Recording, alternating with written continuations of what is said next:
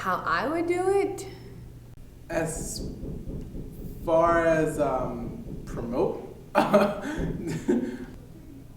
If I had unlimited funding, I'd probably just, I don't know, I'd do...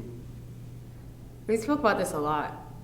Well, I think that what we're doing right now is a great opportunity, and I think that it's a very good idea, but it's hard to carry out, and not everybody can do it, I know. It's not just peaking opera that's dying, it's culture around the world that's dying. Well, you'd have to go at it two very, very different ways. Sharing outside the country. There's not that much opportunity to see it when you're in the US. Because we realized that not everyone knew about it. And the Western audiences down sees Beijing Opera and like, holy hell, how did they do that? It's really just cool. Spread up troops and training troops all over the country, if I could do it in America.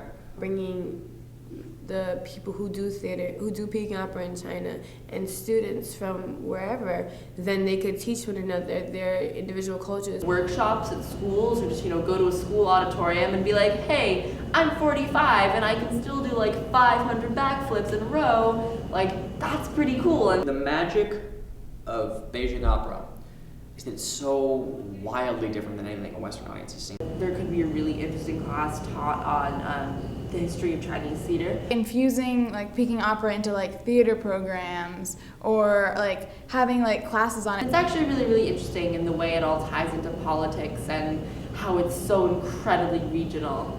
It's not that people aren't interested in it, I think it's that people don't really know about it. If you try and, find videos of it on YouTube for your friends, it's just it's really hard to find good ones. Make the performances more accessible. Little shows or little classes or seminars. Just having it out there and known. I would want to put on something on Broadway. I would want to put on something on off-Broadway. I want to put something up in Chicago. If they did it openly or something at some big holiday festival and they had shows going on, then it might spark more interest. And they'll say, hey, I remember that. I saw that, when I was in 3rd grade in my auditorium. We should go. If you tell one person, then they tell their friends who tell their friends, and then it grows. Making people aware about it. They were telling us that some people in China never see Peking opera. I'd like to expand the way it's done in China. Advertising, number one. Cartoons are a great idea. Immortalized as a cartoon character, that's really cool. The characters, the costumes, the bright makeups. A really fun part of it was dressing up and the makeup. I definitely like the makeup. So if I think dolls for younger audiences, that could be really interesting because it's just the fun part of dressing up and going on stage. How to put the makeup on, and this is what the makeup's supposed to look like for both male and females.